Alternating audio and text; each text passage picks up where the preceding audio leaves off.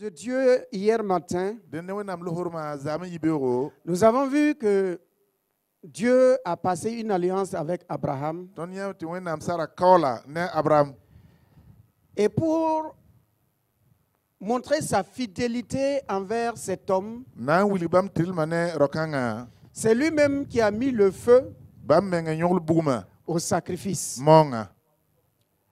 Et après avoir mis le feu au sacrifice, il a pris l'engagement sur lui-même de prendre toutes les clauses de cette alliance-là.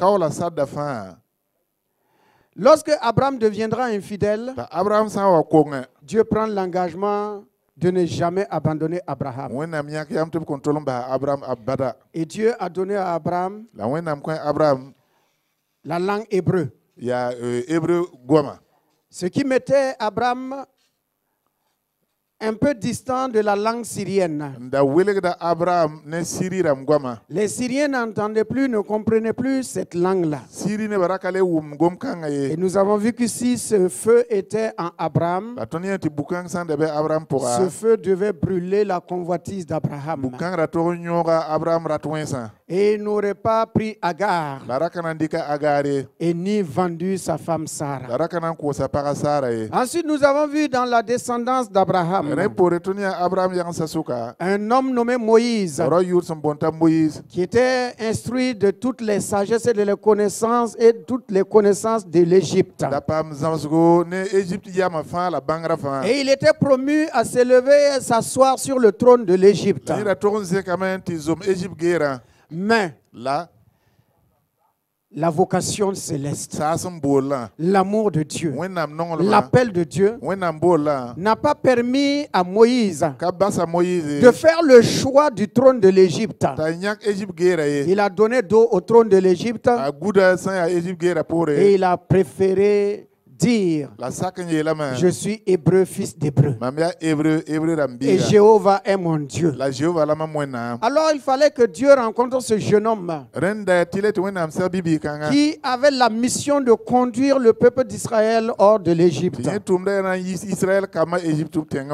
Et pour captiver son attention et avoir son cœur à lui, Dieu était obligé d'utiliser une méthode forte. Dieu apparut à Moïse dans un buisson. Le buisson brûlait et ne se consumait jamais. Moïse était étonné car tout ce que le feu prend doit être consumé totalement. Il fit un détour pour voir. C'est là que Dieu l'appela par son propre nom au milieu du feu. Lorsqu'il fit sortir le peuple de l'Égypte, il le conduisit à la montagne d'Horeb. Et sur cette montagne, Dieu voulait se montrer à Israël. Il voulait parler à Israël. Il voulait se révéler à Israël. Alors Dieu invita tout le peuple à se tenir au pied de la montagne. Et Dieu descendit sur cette montagne. La montagne était tout en feu. La montagne était fumante. On entendait le bruit de la trompette. Et la voix de Dieu s'élevait au milieu du feu et des flammes. C'est là que Dieu appela Moïse. Il dit à Moïse de monter. Et Moïse, qui avait eu l'expérience du buisson ardent qui brûlait sans se consumer, alors Moïse eut le courage de monter au milieu du feu en se disant: si le buisson n'a pas consumé, ce feu ne me consumera pas non plus. Et Dieu ne parle pas aux morts, Dieu parle aux vivants. Ainsi Moïse monta sur la montagne. Et pendant 40 jours et 40 nuits, il demeura au milieu du feu à côté de l'Éternel Dieu. Cependant, en bas de la montagne, le peuple qui ne voyait pas Moïse descendre s'est dit en lui-même, certainement Moïse est mort. Personne ne peut demeurer pendant 40 jours au milieu de ces flammes sans périr. Alors il dit à Aaron, fais-nous un Dieu en or qui va marcher au-devant de nous, que nous pouvons voir, que nous pouvons toucher. Et Aaron prit l'or, jeta l'or dans le feu, et il sortit un veau d'or. Cependant, Dieu voyait ce qui se passait en bas de la montagne. Il voyait la dépravation du peuple. Mais Dieu est un Dieu patient et un Dieu de miséricorde. Dieu attendit jusqu'à la fin des 40 jours. Il écrivit sa parole sur les 2 tables de pierre. C'est en ce moment maintenant qu'il dit à Moïse, il faut descendre. Et lorsque Moïse, en descendant, voyant le veau d'or, il se mit en colère et il écrasa, il brisa les 2 tables de pierre. Que Dieu nous aide. Moïse, c'est pas toi qui as écrit la parole. La parole, c'est la parole de Dieu. Et Dieu a écrit la parole pour son peuple. Pourquoi as-tu brisé ces tables de pierre? Alors Dieu dit à Moïse, comme tu as brisé ces tables, tu vas tailler d'autres tables. Et tu vas monter. Je vais écrire encore ma parole. Dieu n'a pas permis à Moïse de recopier la parole. Parce que Moïse pourrait mêler sa pensée. Moïse pouvait mêler son expérience. Moïse pouvait mêler son caractère à la parole de Dieu. Dieu dit, il ne faut pas mêler ton expérience à ma parole. Ma parole est une, inviolable, éternelle. Elle ne change point. Mais si ce feu aussi était en Moïse, ce feu allait brûler le caractère de Moïse. Et Moïse n'allait pas se fâcher. Moïse n'allait pas se mettre en colère. Que la grâce de Dieu soit abondamment répandue dans nos vies. Ensuite, Christ est venu. Lui aussi, il est venu. Et Jean l'a présenté comme celui qui baptise de feu et d'esprit. Lui aussi, il a fait le sacrifice en étant la victime lui-même. Il était la victime. Il a versé son sang. Il a accepté de mourir et ressuscité d'entre les morts.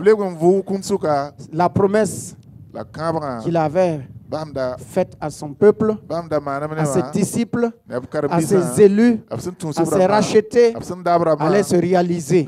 Et le cœur de Dieu allait être satisfait après le sacrifice de l'agneau de Dieu. En ce jour-là, une boule de feu qui sortit du ciel. Et la maison où il se trouvait, cette boule descendit dans cette maison et se sépara en langues et se déposa sur chacun d'entre eux. Ce feu n'a pas brûlé ni leurs vêtements, ni leur corps, ni leurs cheveux. Mais ce feu a pénétré au-dedans d'eux. Et ce feu a brûlé leur mauvais caractère, leur insuffisance, leur faiblesse. Il leur a donné un nouveau cœur, un nouveau esprit. Et ils sont sortis. Ils sont sortis de cette chambre haute avec le feu qui a brûlé jusqu'aujourd'hui. Et ils sont descendus avec une nouvelle langue. Et cette langue était la langue qui les mettait en relation directe avec le trône. Le but de Dieu était atteint. Le feu externe est maintenant au-dedans de l'homme par le sacrifice de Jésus-Christ. Et ce feu nous a été communiqué. Et nous avons ce même esprit. C'est ce feu qui n'a pas empêché les premiers disciples de l'allumer dans les cœurs des rois, dans les cœurs des princes, des riches comme des pauvres, des intellectuels comme des paysans, des jeunes comme des vieillards, des riches comme des pauvres.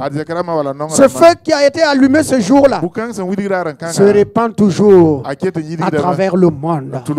Et nous avons bénéficié de ce feu. Ce n'est ni à toi, ni à moi de laisser ce feu s'éteindre. Et hier soir, nous avons continué la réalité du Christ en nous. Après la résurrection, après que le feu soit venu nettoyer le cœur de l'homme, purifier le cœur de l'homme, maintenant Christ est venu.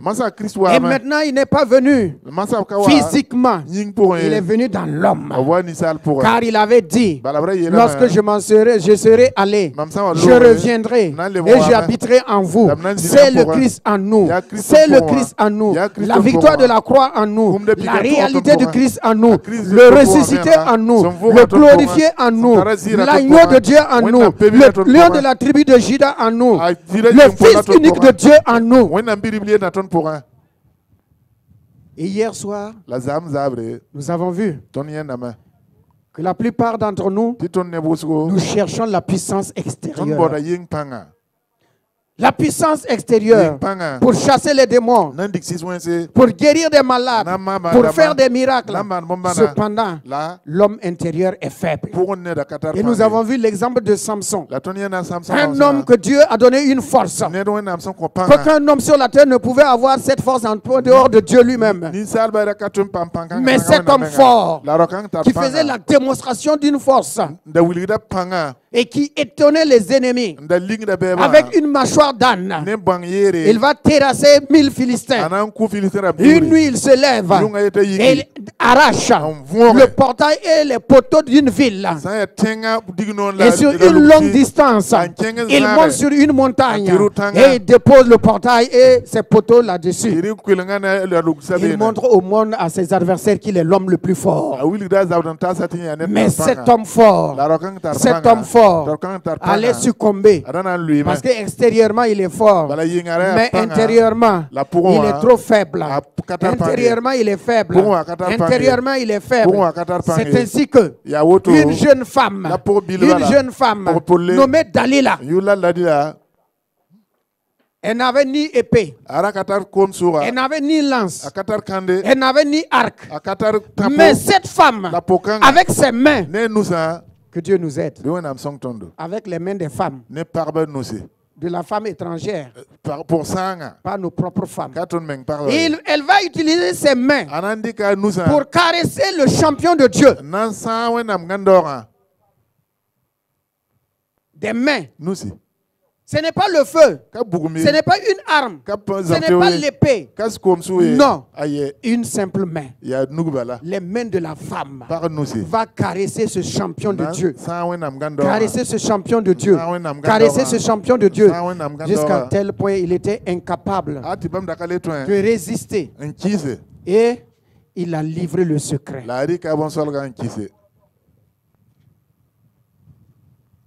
Il a livré le secret. Que Dieu nous aide. Que Dieu nous aide. Extérieurement fort, mais intérieurement, il était faible. Combien peuvent chasser des démons, guérir des malades, mais sont faibles par rapport à l'amour de l'argent, à l'alcool, à l'orgueil, à l'impureté. Mais extérieurement, ils sont forts. Il faut chercher d'abord l'extension du cœur. C'est pour cela que Christ est venu dans le cœur. Pour donner cette puissance au cœur, ce courage au cœur, cette détermination au cœur, cette conviction au cœur, cette puissance au cœur.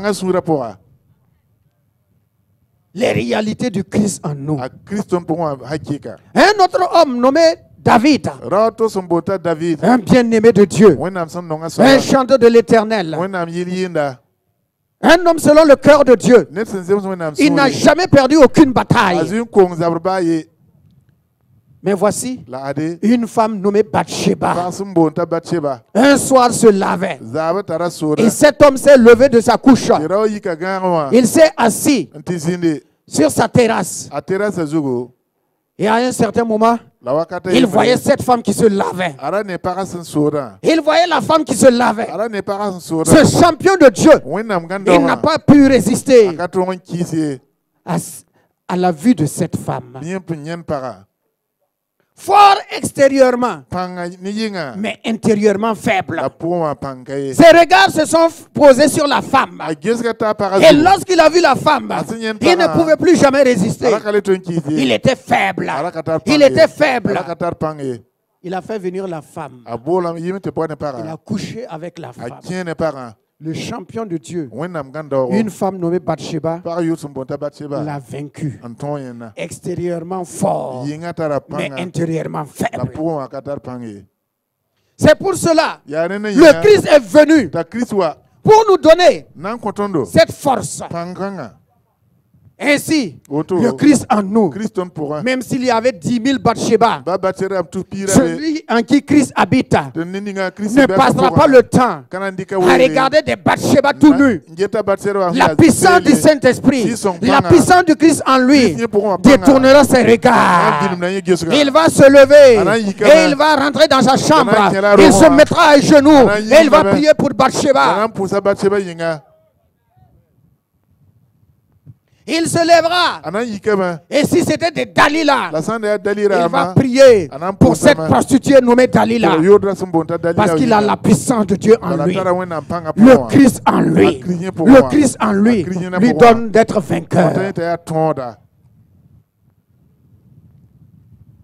Paul a dit, si je vis, ce n'est plus moi qui vis. C'est le Christ qui vit en moi. C'est la puissance de Christ qui est en moi. Si je parle, ce n'est plus moi qui parle. Si je prêche, ce n'est plus moi qui prêche. Si j'agis, ce n'est pas moi qui agis. C'est le Christ qui est en moi. Et quelque part, il dit, je puis tout par le Seigneur Christ qui me fortifie.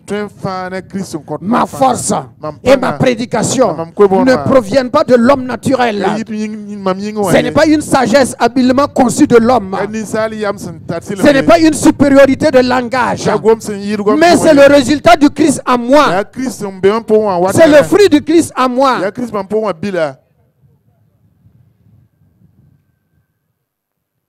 La réalité du Christ en nous.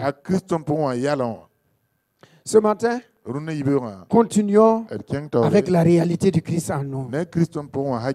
Ouvrons dans le 1 Samuel 17. 1 Samuel 17, verset 32 à 40.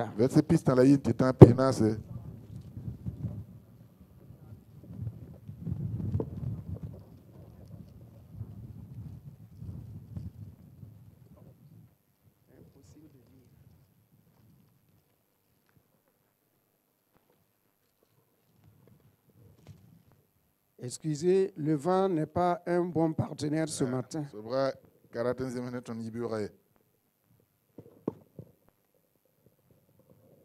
1 Samuel 17, verset 32 à 40.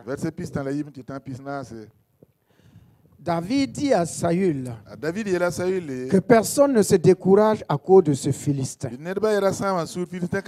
Ton serviteur ira se battre avec lui. Saül dit à David, tu ne peux pas aller te battre avec ce Philistin car tu es un enfant et il est un homme de guerre dès sa jeunesse.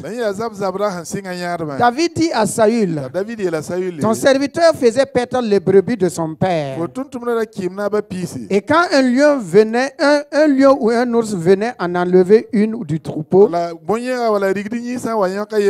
je courais après lui, je le frappais, je l'arrachais, j'arrachais la brebis de sa gueule. S'il se dressait contre moi, je le saisissais par la gorge, je le frappais et je le tuais. C'est ainsi que ton serviteur a terrassé le lion et et l'ours. Il en sera du Philistin, de cet incirconcis, comme de l'un d'eux, car il a insulté l'armée du Dieu vivant. David dit encore, l'Éternel qui m'a délivré de la griffe du lion et de la patte de l'ours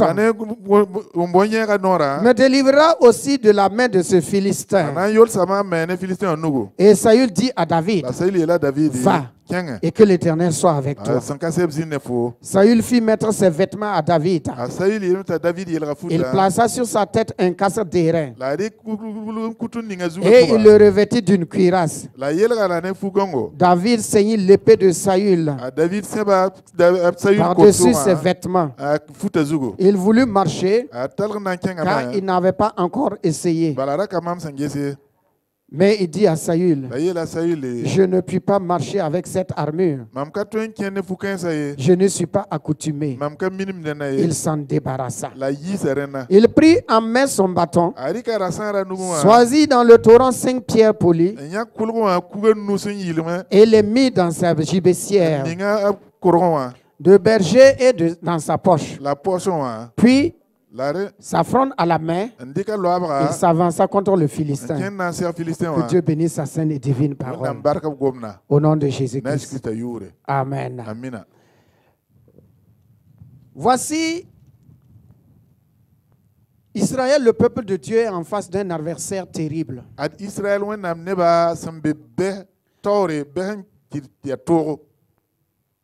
Un homme nommé Goliath traumatisait ce peuple-là, effrayait ce peuple. Et parmi ces milliers de guerriers, personne n'osait s'avancer. Et voici un jeune homme envoyé par son père, mais qui avait reçu l'onction du prophète Samuel, vient ce jour-là. Et les choses vont changer. Les choses vont changer ce jour-là. Lorsqu'il arrive, il voit ce géant qui traumatisait son peuple. Il ne pouvait pas comprendre comment le peuple du grand Dieu était effrayé devant un seul homme. Quelle que soit sa taille, quelle que soit sa force, quelles que soient ses armes, David était irrité parce qu'il ne pouvait pas comprendre comment des hommes de Dieu, le peuple de Dieu, pouvaient fuir, donner dos à un ennemi. Il dit à Saül le roi, lui-même qui était retranché dans sa tente, que personne ici ne s'effraie. Je suis la solution du jour. Dieu a fait de moi la solution. Et Saül, que Dieu nous aide. Saül, en voyant le petit, il dit, mais toi tu es trop petit. Comment toi tu peux aller te battre avec un homme de guerre? Mon fils, si je suis roi, je sais manier les armes. Si je ne suis pas parti, c'est parce que cet homme-là, personne ne peut le combattre. David dit, moi j'ai mon expérience. Toi, tu as ton expérience.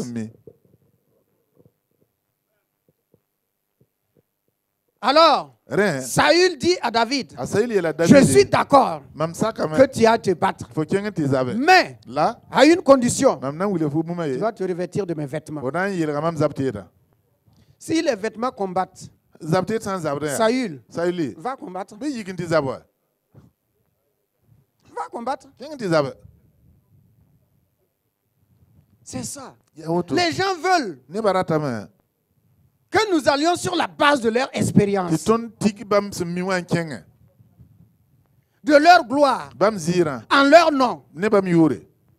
Et pourquoi il n'a pas donné la couronne à David? Donne la couronne à David aussi.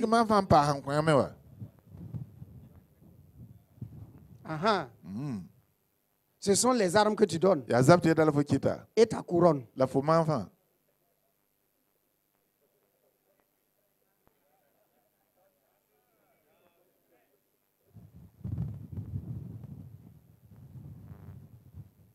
Il voulait que David aille avec son expérience. Les gens veulent qu'on aille avec des titres, avec des noms. Mon ami, même le nom que nous avons là, comme le docteur l'a dit hier, ce ne sont que des noms qui sont sur la terre. Au ciel, il est écrit que les vainqueurs, chacun doit recevoir une pierre. Et là est écrit son nom, que personne ne connaît, sauf celui qui la reçoit.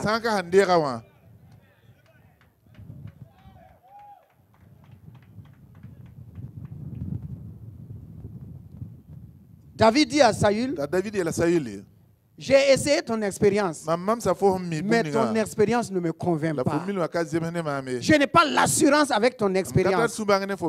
Laisse-moi aller avec ma propre expérience. Saül, lorsque j'étais dans le désert, je suis berger. Je vais garder mon titre de berger. Je vais aller combattre cet homme-là en tant que David, le berger, le fils d'Isaïe. Je vais aller le combattre avec mon nom, non pas avec ton nom, non pas avec tes armes, mais je vais aller avec mon nom, plus l'expérience que j'ai eue avec mon Dieu, car je vais aller le combattre au nom de l'Éternel des armées.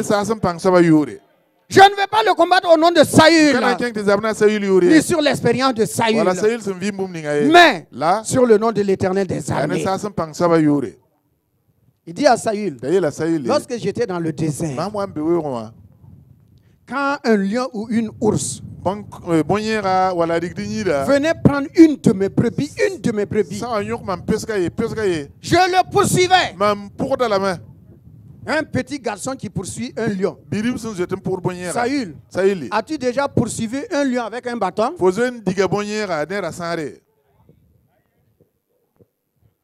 Pour arracher une brebis, une simple brebis.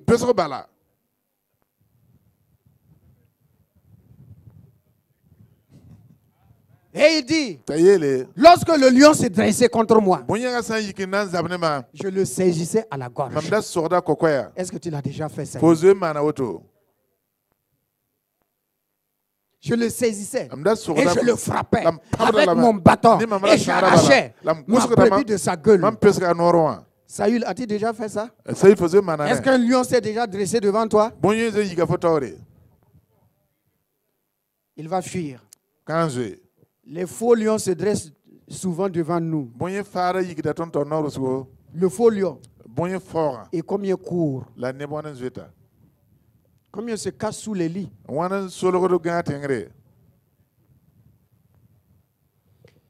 Il dit à Saül, j'ai mon expérience avec mon Dieu. Je vais aller avec mon expérience. Mon expérience est ma fronde, mon bâton, 5 pierres, plus le nom de mon Dieu qui est avec moi. Voilà mon expérience à moi. Frères et sœurs, c'est dans le lieu secret. C'est dans ton lieu secret que Dieu te prépare. C'est là que Dieu transforme ton cœur, change ton cœur, donne la vision. Et si tu veux imiter l'expérience de quelqu'un, tu ne pourras jamais. Tu ne peux pas. À chacun son expérience. À chacun sa relation avec son Dieu. À chacun sa marche avec son Dieu.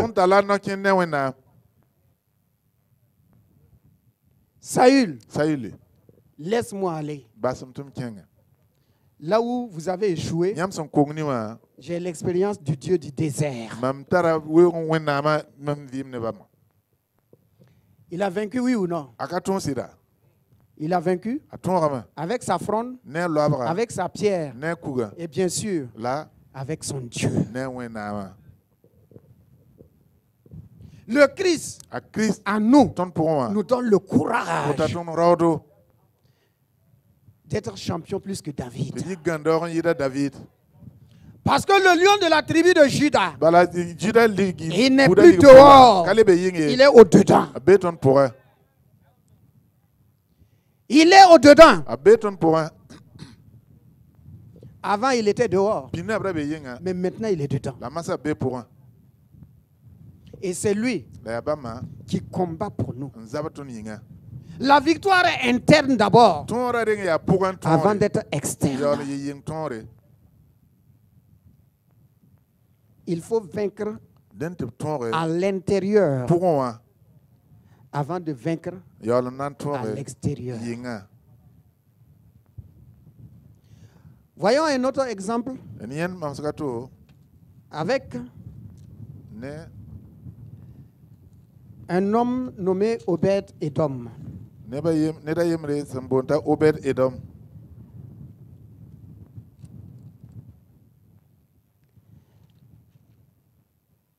Dans 2 Samuel 6, versets 11 à 12. 2 Samuel 6, verset 11 à 12.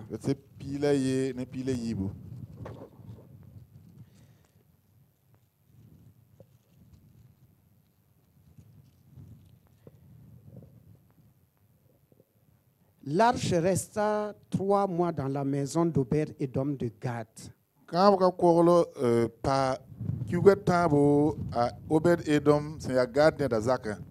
Et l'Éternel bénit Obed-Edom et toute sa maison.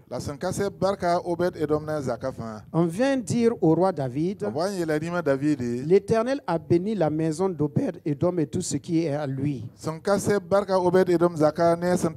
à cause de l'arche de Dieu. Que Dieu bénisse sa sainte et divine parole. Amen.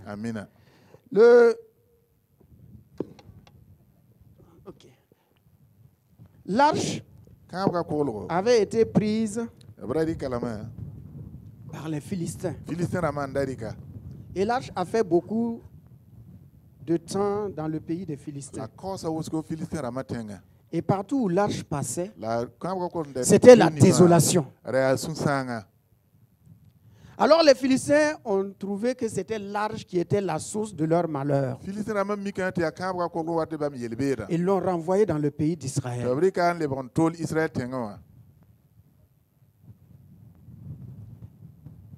Un homme a accepté l'arche dans sa maison. Mais le jour où on voulait transférer l'arche,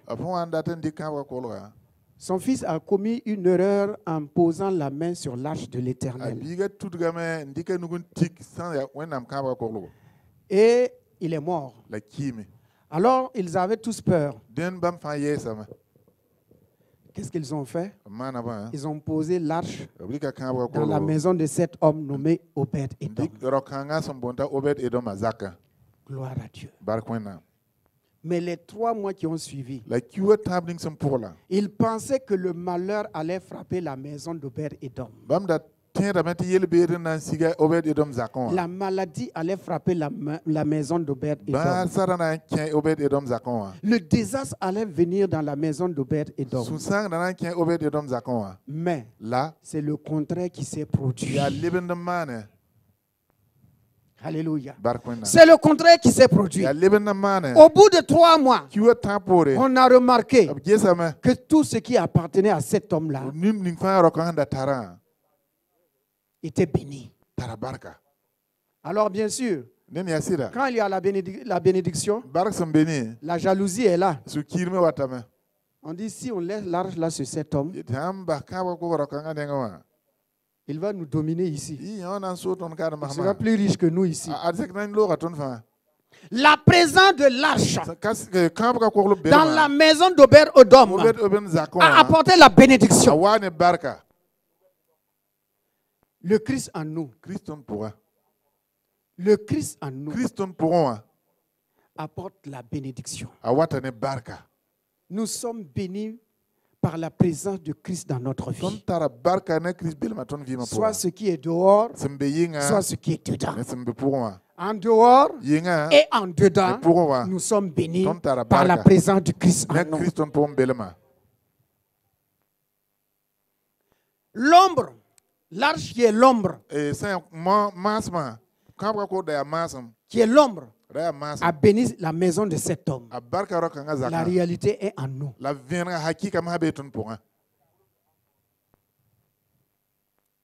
Nous sommes riches spirituellement et matériellement. Quand on parle de richesse, certains pensent à l'argent. Non, mon ami, l'argent, ce n'est pas la richesse. La richesse, c'est le Christ en nous. Et toutes ces bénédictions spirituelles,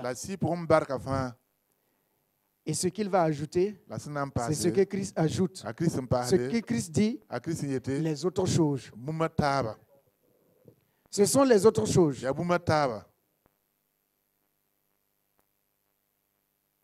Bien-aimé en Christ Jésus, allons dans 1 Corinthiens 12,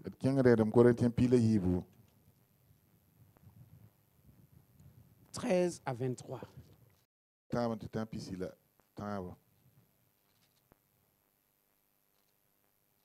Corinthiens 12, verset 13 à 23.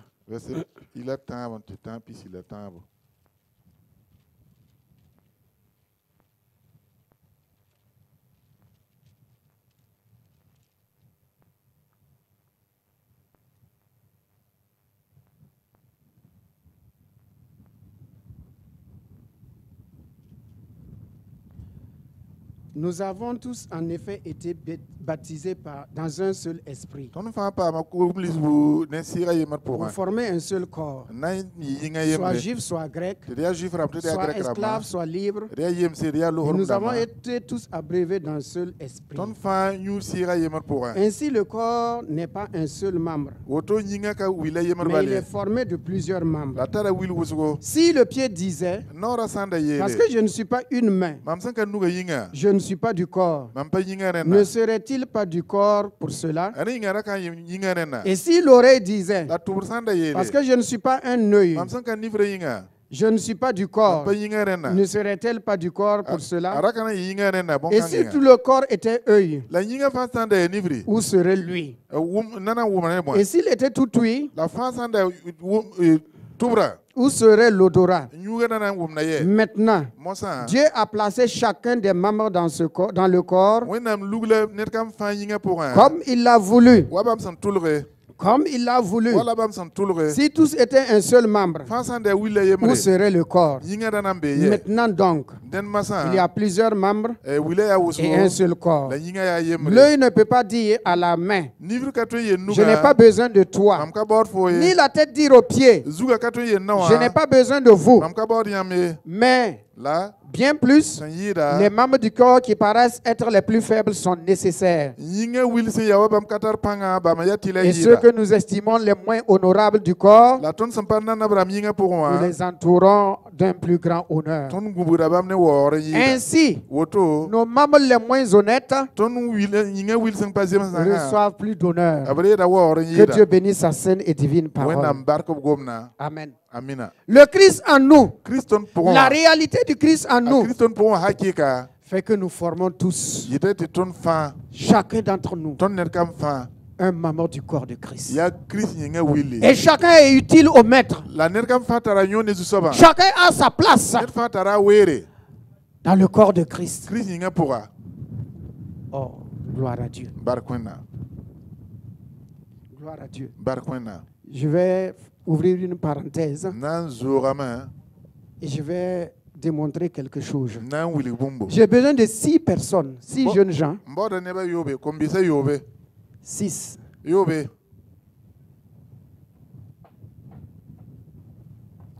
Voilà. Mettez-vous là. Non, non, c'est bon, ils sont déjà venez. Viens René. Voilà. Venez vous deux, venez. OK.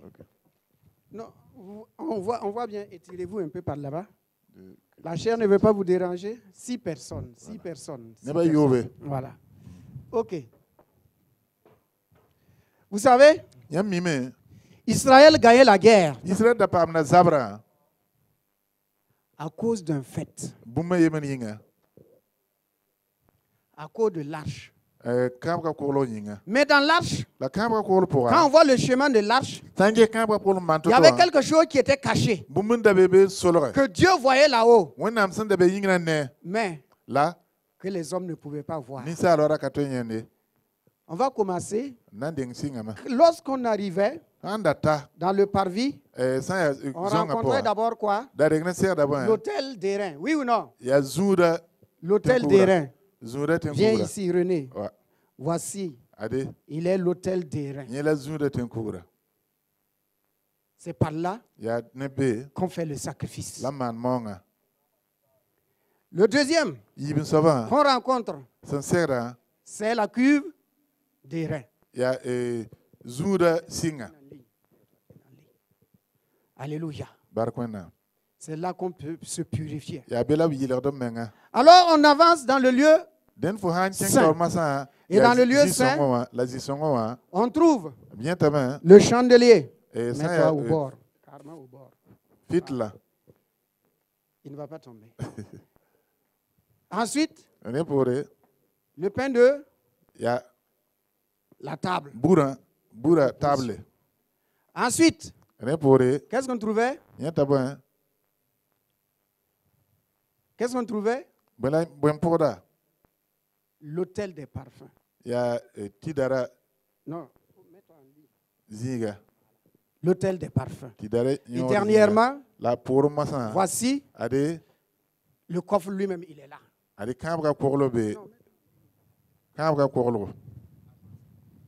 Qu'est-ce que vous voyez? Vous voyez là?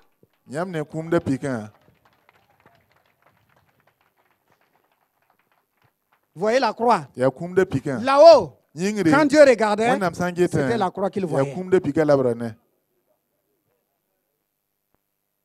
Quand ils allaient à la guerre, c'est lui qu'on prenait, le coffre. C'est lui qui allait à la guerre. La présence de Dieu. Et l'ennemi fuyait cette présence-là. Mais pourquoi Dieu n'allait pas? Pourquoi Dieu n'allait pas, par exemple, prendre l'hôtel d'airain pour amener sur le lieu de bataille? Pourquoi?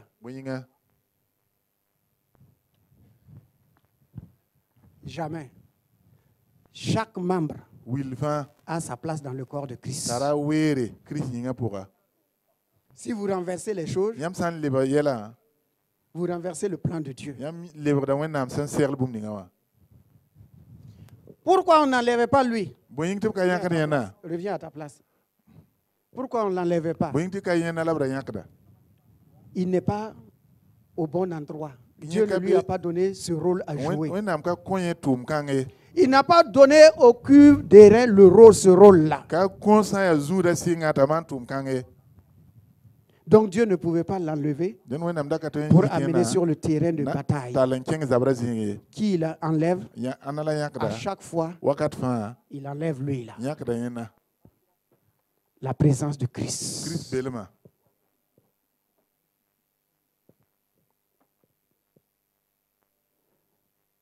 Vous suivez? Vous me suivez?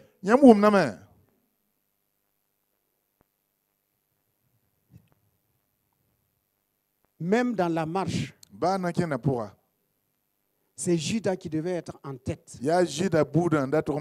Et Nephtali derrière. Si Nephtali prenait la tête, il dérangeait l'ordre que Dieu a donné. Alors, l'ordre que Dieu nous a donné, il faut respecter cet ordre-là. Les membres du corps de Christ que Dieu nous a donné, que chacun d'entre nous, nous ayons le courage de mettre chacun à sa place. Ayons le courage que chacun occupe sa place. Mais si on fait du favoritisme dans le corps de Christ, on prend l'autel, on met à la place du cuivre d'airain. Est-ce que ça va marcher? Il y aura des troubles dans l'église. Il y aura des troubles dans l'église. Dieu lui-même a donné l'ordre. Il a dit chaque membre a sa place. Ça ne marche pas souvent parce qu'il y a des considérations humaines. La chair se mêle. Si vous enlevez le fondement d'une maison, le toit ne sert plus à rien. Le toit s'écroule. Si vous prenez le toit et vous mettez à la place de la fondation, vous n'avez pas de maison. Le Christ, il doit rester à sa place. Il est toujours à sa place. C'est le même Christ qui est en toi. C'est le même Christ qui est en moi.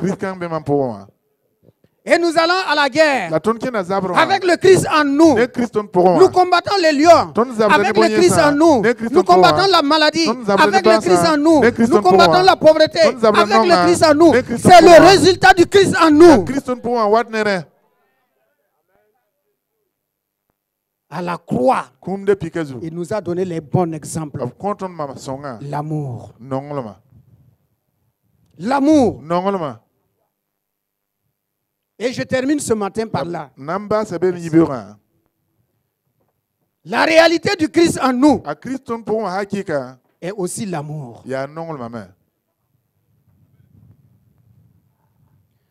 Dans 1 Corinthiens 13, il est écrit qu'il y a 3 choses qui demeurent. La foi, l'espérance et l'amour. Mais la plus grande de ces choses, c'est l'amour.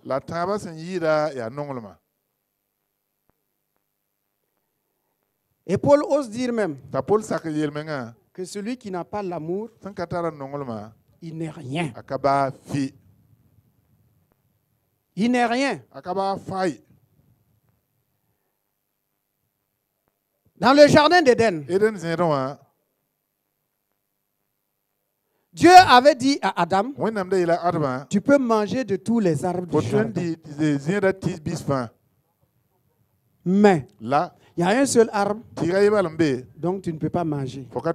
Mais j'ai mis à côté de cet arbre un autre arbre qui s'appelle l'arbre de vie. Adam, est-ce que tu pourrais réussir? Adam dit, oh Seigneur, tu m'as donné tous ces arbres. Et c'est ce seul arbre-là que tu me dis de ne pas consommer. Oh, mais c'est facile. Père, ne t'inquiète pas. Si c'est cet arbre-là, je ne le toucherai jamais. Il était sincère. Mais hélas, il a failli. Il a échoué. Dieu dit à chacun d'entre nous,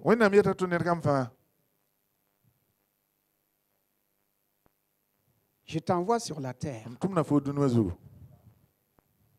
Mais fais attention, car sur la terre, il y a beaucoup de choses, beaucoup de bonnes choses,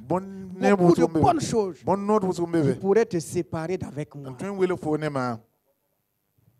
Et on dit à Dieu, non, et rien ne peut me séparer d'avec toi. Rien. Dieu dit, tu vas trouver la gloire sur la terre. Tu vas trouver la renommée sur la terre. Et la gloire et la renommée risquent de mettre une barrière entre toi et moi. On dit à Dieu, ni la gloire, ni la renommée, ni la richesse ne peuvent me séparer d'avec toi. Dieu dit, fais attention, sur la terre, il y a de belles femmes. Il y a de bels hommes qui pourront te séparer d'avec moi. Oh, on dit à Dieu, une femme ne peut pas me séparer avec toi. Un homme ne peut pas me séparer d'avec toi. Aie confiance, je vais vaincre. Dieu dit, sur la terre, il y a l'alcool. Sur la terre, il y a les titres. Non, Seigneur, rien ne peut me séparer d'avec toi.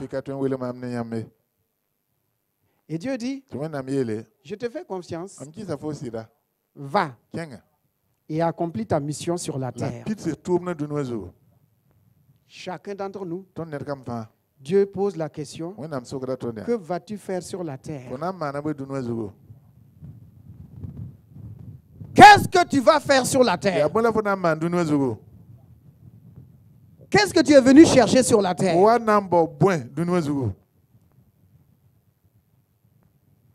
Tu as promis à Dieu que tu lui seras fidèle. Mais est-ce que l'argent n'est pas un frein entre toi? Ce n'est pas une barrière entre toi et ton Dieu. Même le ministère. Les gens aiment dire mon ministère. Est-ce que le ministère n'est pas une barrière entre toi et ton Créateur? Car Dieu a dit à Israël, tu n'auras pas d'autre Dieu devant ma face. D'autres dieux devant ma face. Tu ne l'auras pas. Je suis le seul Dieu. Je dois occuper la première place dans ton cœur.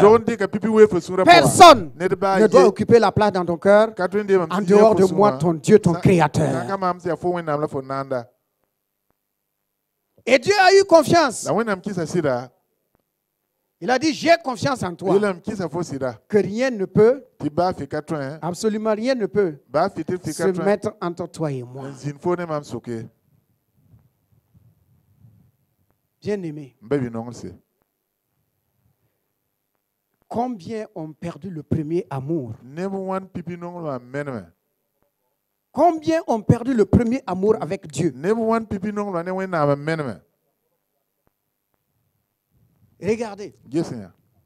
Dieu nous a donné à tous la vocation de pouvoir nous marier. Et malgré les milliers, les milliards de femmes sur la terre, chacun a demandé à Dieu, je veux une femme, une seule femme. Si tu me donnes celle-là, si tu me donnes celle-là, je te serai fidèle et je serai fidèle à cette femme-là. Dieu écoute la prière et Dieu te donne la femme que tu as choisie toi-même. Mais est-ce que tu l'aimes? Tu prends soin d'elle? Est-ce que tu la soignes? Là, les années passées, lorsqu'on était à Bobo, pour le séminaire de mars, tous ceux qui étaient avec moi, je les obligeais chaque matin à appeler leur femme.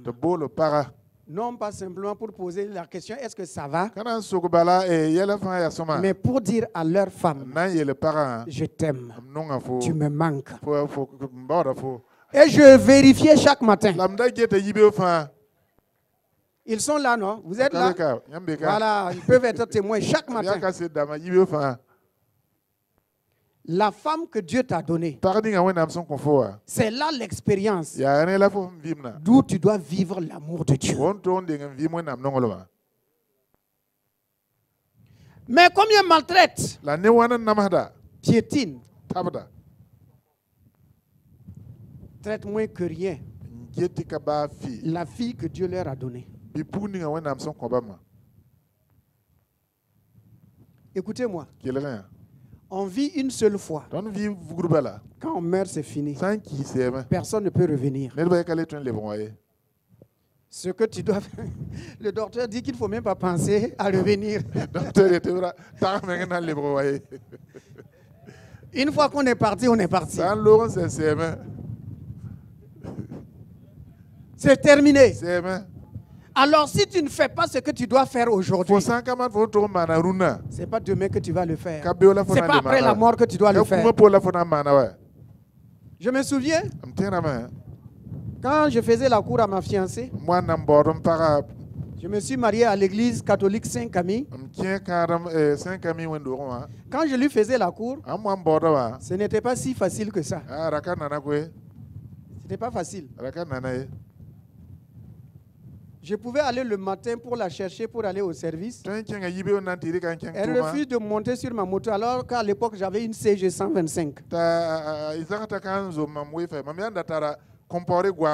Je descends, je pousse la moto.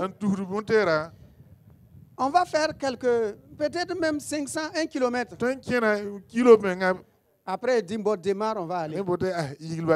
Et elle grimpe, on s'en va. Les jeunes d'aujourd'hui ne peuvent pas faire ça.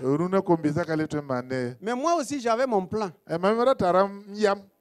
Quand ça arrive dans un trou, je freine brusquement. Et ces seins-là viennent cogner sur mon dos. Et j'étais très content.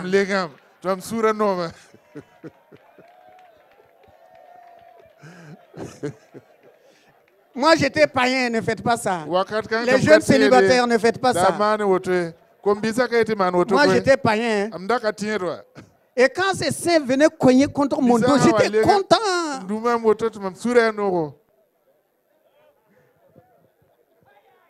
Alléluia. Dieu m'a donné cette femme. Je bénis son nom. Mais Dieu a donné à chacun d'entre nous une femme que nous avons choisie.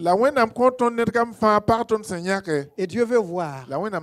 Est-ce qu'on va la dominer? Ou bien on va l'aimer? On va la soigner? Ou bien on va la délaisser? On va l'habiller? Ou bien on va faire comment? On vient sur la terre une seule fois. Une jeune fille, à l'âge de 22 ans, qui a eu confiance en un garçon, en disant au garçon, il me reste 40 années à vivre. Et ces 40 années, je vais te les confier. Je vais les partager avec toi, afin que toi et moi, nous puissions traverser ce monde-là dans l'amour. Parce que je sais que tu vas m'aimer, tu vas me chérir, tu vas me protéger, tu vas me garder, tu vas me défendre. Tu prendras soin de moi. 40 années. 40 années. Si je posais la question ce matin, combien ont appelé à la maison pour demander à leur femme comment ça va, est-ce que je t'aime? Peut-être que j'aurai les 1 tiers. Ils ont dû appeler pour demander ça va et les enfants, ça va, ok. Bon, on est en séminaire, hein. Quand je vais venir, je vais amener des pommes de terre. Mais la femme ne veut pas tes pommes de terre. La femme veut je t'aime.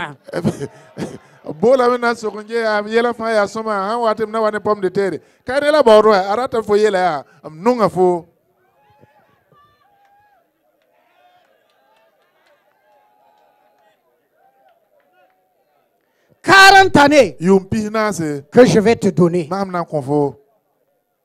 Mais combien de femmes ont vu leur espérance être bafouée, sans amour? Les 3 années après le mariage, c'est terminé. J'aime dire aux jeunes gens qui se préparent pour le mariage, si la grâce de Dieu vous visite et la grâce de Dieu vous a toujours visité, ne logez pas en tant que nouveau marié dans un célibatorium. Parce que dans le célibatorium, vous ne pouvez pas laisser croître votre amour. Si tu veux embrasser ta jeune épouse, les voisins la regardent. Aïe. Nous aussi, on a commencé comme ça. Tu as commencé, mais tu es où? Tu n'as pas terminé.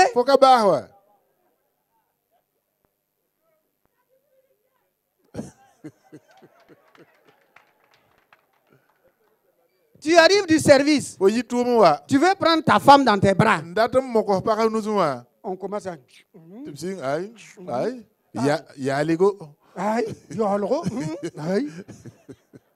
Nous sommes passés. Attendez, nous sommes passés par là. On va les voir tout de suite. Mon ami, tu ne vas pas les voir tout de suite. Mais si tu es dans ta maison, une cour unique, avec ta femme, ta jeune épouse, mon frère, même si vous êtes nus, vous vous pourchassez dans la cour.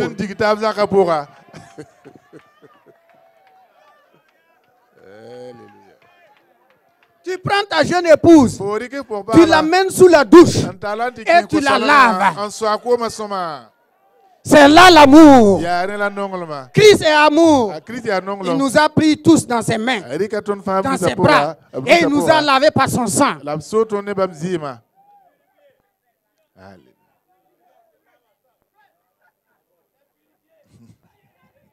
Bien aimé en Christ Jésus. Les réalités de Christ en nous, c'est l'amour. C'est l'amour. C'est l'amour. Celui qui n'aime pas est du diable. Comment une personne peut confier ses 40 années à une autre personne? Et il va déchirer, déchiqueter, briser ses 40 années. On voit des femmes de 35 ans. Vous allez leur donner 65. Pourquoi? Parce que le monsieur là, c'est un lion. Le mari d'une femme était mort. Et avant de pleurer, elle a envoyé acheter 2 bouteilles de bière. Elle a bien bu. Ensuite, maintenant, elle attrape sa tête. Oui, Jérémie Laura, moi. Est-ce qu'il y avait de l'amour? Le tyran est parti. Il faut fêter. L'amour. La réalité du Christ en nous. Je termine par cette histoire. Une femme, avant de mourir, elle dit à son mari, vraiment, je ne regrette pas de t'avoir rencontré sur la terre. Car tu m'as vraiment aimé. Tu as pris soin de moi, tu m'as soigné, tu m'as protégé, tu m'as défendu, je n'ai manqué de rien, tu as su m'encourager, tu as su m'exhorter. Vraiment, je m'en vais et je ne regrette pas d'être venu sur la terre. Frères et sœurs, chacun d'entre nous, lorsque nos époux, nos épouses vont partir dans la cité céleste, que nous puissions entendre. Je dis bien, que nous puissions entendre. Je ne regrette pas de t'avoir rencontré sur la terre. Je ne regrette pas de t'avoir rencontré sur la terre. Parce qu'une fois qu'on est parti, tu ne peux plus jamais dire je t'aime. Regardez, le cœur et la bouche. Il y a combien de centimètres? Même pas 10 centimètres. Mais il y a des lèvres qui ne peuvent pas s'ouvrir pour dire à leurs femmes, à leurs enfants, je t'aime. Mais quand il s'agit d'insulter, alors là, ça sort comme un chapelet.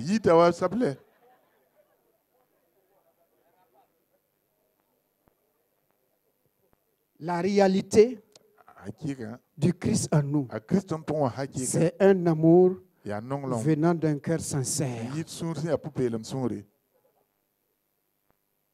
Bien aimé, Christ nous a ainsi aimés. Il nous dit, aimez-vous les uns les autres. Tourne-toi vers ton frère Tu peux lui dire ce matin-là, je t'aime. Et dire à Jésus, je t'aime. Que Dieu vous bénisse et que sa grâce soit sur vous.